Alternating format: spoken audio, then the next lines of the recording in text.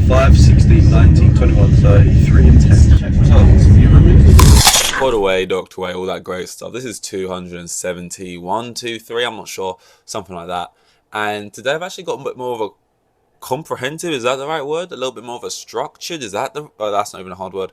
But we're talking about one singular thing. We're talking about Kevin Abstract's new album, most recent album. And I kind of spoke about this like a little bit briefly in like last episodes, the ones before that. But then I went on YouTube because I was like, you know what? No, it's kind of made me want to like hear what some other people thought about it. And I googled it. I googled it into YouTube. I was about to say, you know, I YouTubed it on the YouTubes, and there wasn't really much to find. Which, you know, my heart crack. You know, if you know what I'm saying. You know, like it. I was like, what? No one's speaking about this. There's not really many people speaking about this. I need to speak about this because I think it's a good album. And why I want to speak about it more is when I first listened to it, I probably would have given it like a 6 out of 10. I don't know what I'd give it now, but it's definitely grown on me a lot. I think I first listened to it and I thought, oh, there's maybe 2 songs in here, 3 songs in here that I actually would take into a playlist. Now I think I got about 1, 2, 3, 4, 5, 6, 7, 8, 9 out of like a 13 track album, you know, which I think is pretty good. I talk about the song specifically on this album, Blanket, which I like the whole aesthetic of it. I like the music video for Blanket. I like a lot of things about the album.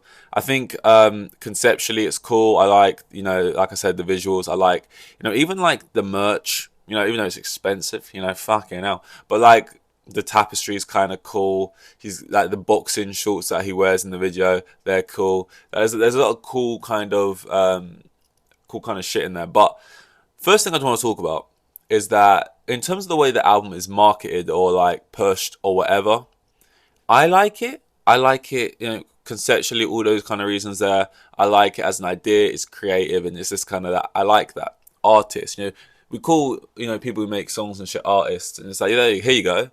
There's something to it.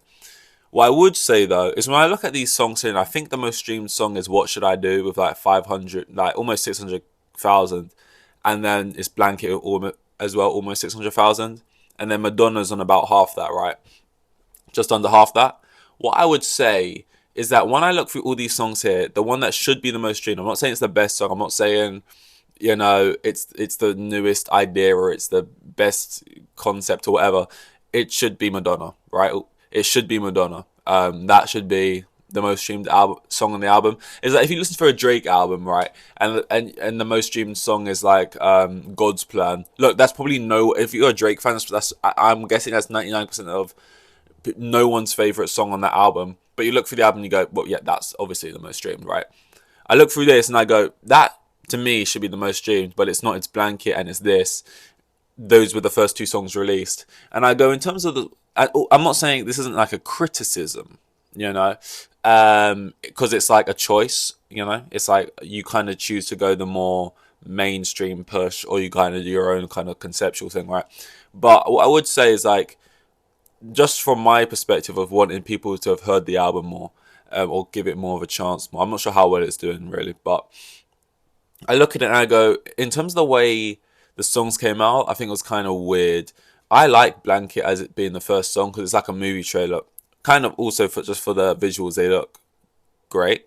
But in the sense that a good movie trailer will, you know, show you very little, but it'll set up the vibe. It'll set the tone, you know? It's like, okay, so this is what we're going for. This is the feel, right? But it doesn't tell you the beginning, middle, and end. You know? It doesn't, like, give it away. And I like Blanket for that. But in terms of releasing your first album, solo album, since the ending of Brockhampton, right? And I look at how people received that song on Twitter.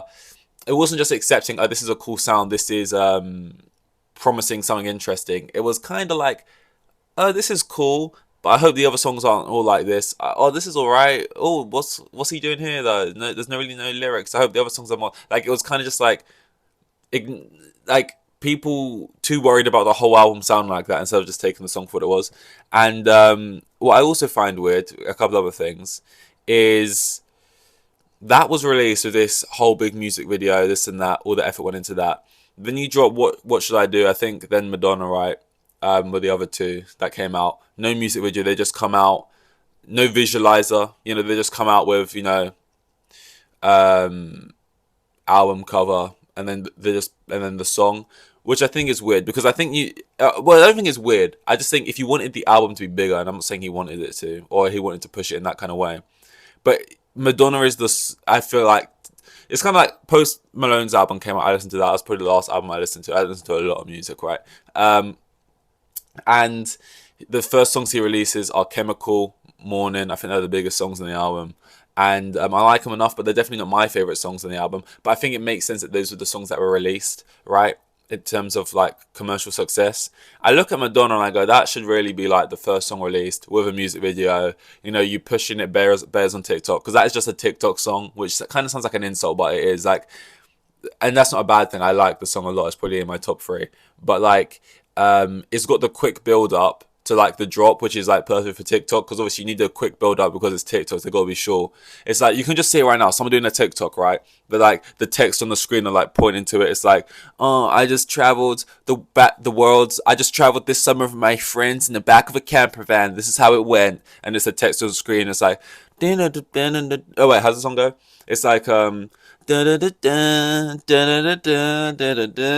it cuts, and it's like them running through the fields with their friends on some summer holiday break thing, and it's like, oh wow, the vibes were really, you know, and then that song would be in the background. Like you could see it being huge on TikTok and picked up massive like that. And I do think this is a slow burn album. Like regardless of how you pushed it, it was always going to be this slow burn album that only rises. But like, obviously nothing like that. The song didn't even come out of a music video. It came out third. And it felt like the album kind of lost a bit of hype for checking out what it had to offer at the point where it came out. Even though I think that would have been the favourite from the album for like just the general ear, you know, of people saying, oh, should I check this out? What's one of the songs sound like? Maybe you click on Blanket and go, oh no. And you just kind of forget about it. Whereas I just, you know, these are just things outside of how the album actually sounded. I just feel like, you know, could have had the album be more successful, but I think it's really good. I think it's his best. I think, you know, I know I have a recency bias. I think a lot of people lean into like nostalgia bias, and then other people have recency bias. I'm probably more to recency bias. Like for me personally, it's not even a debate. I think Brockhampton as a group only got better as they went on. Like my favorite songs mainly aren't from the Saturation trilogy. That being said, to be fair, I didn't actually hear them when they came out. I think the first album I heard from them was probably Ginger. Then I listened to the Saturation trilogy. Then I listened to Roadrunner. Then I listened to Iridescence last. Because when Ginger came out, I was listening to interviews. It was all kind of just shitting on the album, basically. I just never checked it out. But then they kind of give it more love now. I went back to it, listened to it. It's good, right? What I would say though is I think they've only ever really got better with time. You know, I don't really have that kind of nostalgia bias for things. And if I find his other albums here actually, so I can remember what they're called: Arizona Baby, American Boyfriend. I don't really remember American Boyfriend. I probably went back to listen to it around the time I was listening to Iridescence and stuff. And Arizona Baby I listened to like a week or two ago, and I like it. Again, this is to me though an album that has, you know, has the few songs in here. This is more of a commercial sounding album than Blanket. I think Blanket's just a lot better. And I even think in terms of the songs you pick out and say, you know how every album has, these are the 3 songs that are going to be the mainstream successful ones. If you look through this one, I'm so bad at remembering how songs sound just from reading the name. But I remember Peach. Peach would be one. I think Georgia. I would have to listen to them again, even though I only listened to it a week ago, for me to remember how they go. But, you know, if you compare those, you know, the commercial, the whatever, the big songs of the album from Arizona Baby, I think Blanket trumps those. And then in all of the songs in between, I think there's a better arc, story, fucking connective tissue on this one. I think the big songs on this album, you know, would be Madonna, What Should I Do? And probably, I mean, I really like Today I Gave Up. So I'd say maybe that one or When the Rope Posed to Break, but or maybe Running Out. I mean, Running Out is one of those songs that I didn't take into my playlist, but I heard and thought, oh, this would be one of the ones you could see being a single. But I didn't take them to the playlist. If you're interested, which you're probably not, the ones I didn't take into a playlist was Running Out, was Mr. Edwards, and was Real to Me, and My Friend. I like the sound of My Friend when you're listening to it as an album all the way through, but I wouldn't just have it in a playlist. Real to Me, again, I have to re-listen to it. I've probably listened to the album about 3 times all the way through right now so far. I think you have a good mix of song lengths. Not all the songs are crazy too long. I mean, the whole album's like just over half an hour. It's got 13 songs. I think that's good. I like albums at that kind of length, 10 to 15 songs max. Not too many songs that are like 4 or 5 minutes. There's a couple on here that are like 4.5. You've got some that are like 2 and a bit. You've got some that are like 3 and a bit. That's nice to me. That's all good in terms of that standpoint. I think you've got a nice different sound. You know, it's although it's this it presents itself as this album that's kind of dark and eerie and scary, and it is in certain places. I mean, even on the first song when it's like having the little speaking sections kind of in between, like something crawling on the ceiling, you have to look. That kind of evokes a very vivid image of like something kind of being in your peripheral vision, paralyzed by that and not knowing it's there, but not wanting to acknowledge it, just kind of hoping it goes away, looking away, kind of thing.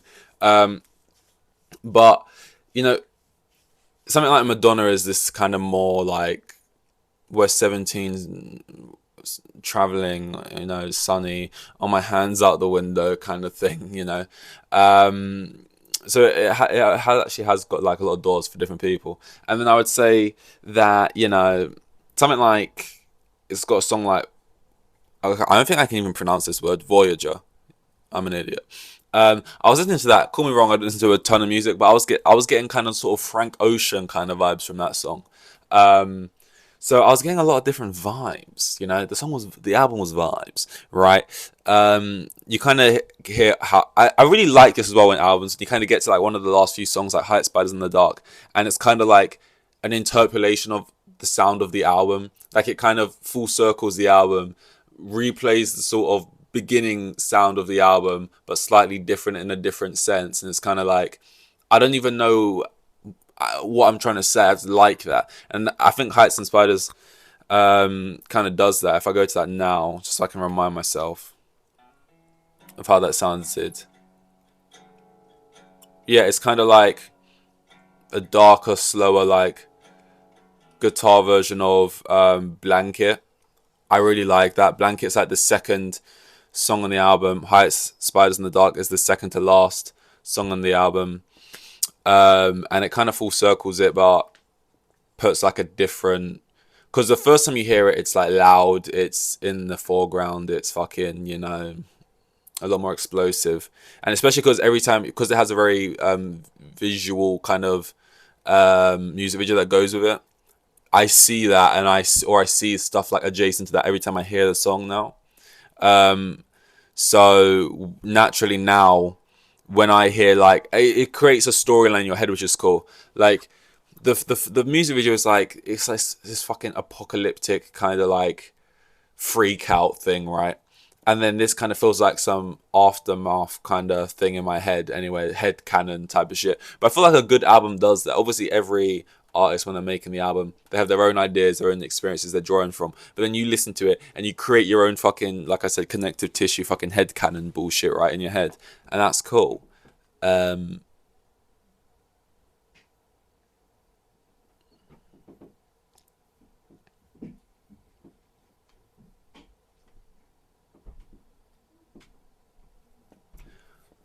think it's good. I don't know what the percentage is. I can't work that. I'm not good at maths, but what did I say? 1, 2, 3, 4, 5, 6, 7, 8, 9 out of 13.